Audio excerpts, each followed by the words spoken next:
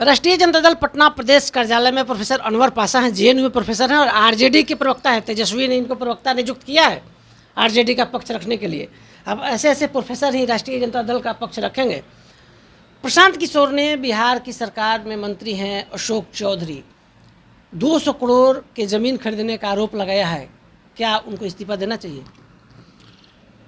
देखिए, प्रशांत किशोर जी ने जो आरोप लगाया है उस आरोप के पक्ष में उन्होंने जो पेपर्स दिए हैं, जो डॉक्यूमेंट्स वो दिखा रहे थे, उससे ये अंदाज़ा तो होता है कि उनका ये आरोप सही है।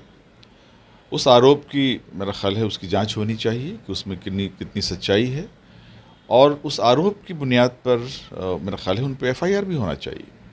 अशोक चौधरी जी पर आरोप लगा है तो उनको एफआईआर भी होना चाहिए, और जो उचित कार्रवाई है वो होनी चाहिए। नैतिकता के आधार पर उन्हें एफआईआर के बाद देना चाहिए, रिज़ाइन करना चाहिए क्योंकि मंत्री हैं। लेकिन मुझे पूरी उम्मीद है कि भारतीय जनता पार्टी में चाहे जितना भी दामन दागदार हो जाए, किसी को वो रिज़ाइन नहीं करवाते, किसी से इस्तीफ़ा नहीं करवाते। इसकी मिसाल आप देख चुके हैं। ये जो हमारे मिनिस्टर हैं जीवेश मिश्रा, उन पर भी बहुत सारा आरोप रहा है। उनको सज़ा भी हुई है कोर्ट से, लेकिन इसके बावजूद उनको रिज़ाइन नहीं कराया गया। तो ऐसी नैतिकता भारतीय जनता पार्टी में बिल्कुल नहीं है। भारतीय जनता पार्टी दूसरों से तो नैतिकता की अपेक्षा करती है, लेकिन वो अपनी पार्टी में किसी भी तरह की नैतिकता को वो नहीं फॉलो करती। तो इस तरह की पार्टी से हम उम्मीद नहीं करते कि वो इस पर कोई कार्रवाई कर सकेंगे। लेकिन जनता जाहिर है कि इस सवाल पर उंगली उठाएगी। ये बहुत महत्वपूर्ण मुद्दा है और इस पर बहुत संजीदगी से संज्ञान लेना चाहिए। हमारे चीफ मिनिस्टर को भी इस पर संजीदगी से संज्ञान लेना चाहिए। आपके नेता जो लगातार दौरा कर रहे हैं, बिहार अधिकार यात्रा, भारी भीड़ है, लेकिन विपक्ष का कहना है कि राहुल गांधी की जो यात्रा थी, वोट अधिकार यात्रा, उसमें उनको अच्छा पोजीशन नहीं मिल पाया, लाइमलाइट नेता नहीं बन पाए, इसलिए अपना यात्रा शुरू कर दी।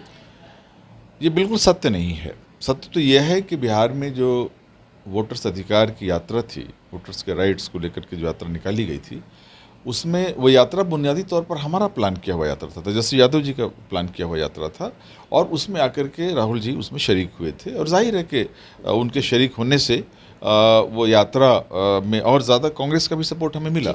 लेकिन बुनियादी तौर पर यात्रा जो है उसमें जो लोग थे वो सब हमारे लोग थे, गठबंधन के लोग थे, और बड़ी संख्या में हमारे आरजेडी के जो कार्यकर्ता थे उसमें शामिल थे। और वो हमारी कामयाबी थी, इंडिया गठबंधन की कामयाबी थी। और हमारे तेजस्वी यादव जी जिस यात्रा पर अभी बड़ी भीड़ उमड़ रही है, हमारे नेता श्री तेजस्वी प्रसाद यादव जी के बिहार अधिकार यात्रा में आपने देखा होगा कि किस तरह से जनता उत्साहित है। और तेजस्वी जी की जो लोकप्रियता है वो छुपी हुई नहीं है। जितने सर्वे अब तक हुए हैं बिहार में, उन तमाम सर्वे में हमारे नेता श्री तेजस्वी प्रसाद यादव जी सबसे आगे हैं। तो जाहिर है कि इस जनता का मूड का अंदाज़ा होता है, जनता का समर्थन किसके साथ है, जनता का लोकप्रिय नेता कौन है, इससे बिल्कुल वाज़ेह होता है, साफ होता है। तो हमारे नेता जाहिर है कि वो किसी के मोहताज नहीं हैं, वो बराबरी के नेता हैं हमारे नेता श्री तेजस्वी प्रसाद यादव जी। तेजस्वी यादव किसी के मोहताज नहीं है, बराबरी के नेता हैं, राहुल गांधी के बराबर के नेता हैं। प्रोफेसर अनवर पाशा सर ने कह दिया है, प्रवक्ता है, राष्ट्रीय प्रवक्ता हैं, हमारे सहयोगी संजय दास गुप्ता के साथ। कौशलेंद्र, पटना से।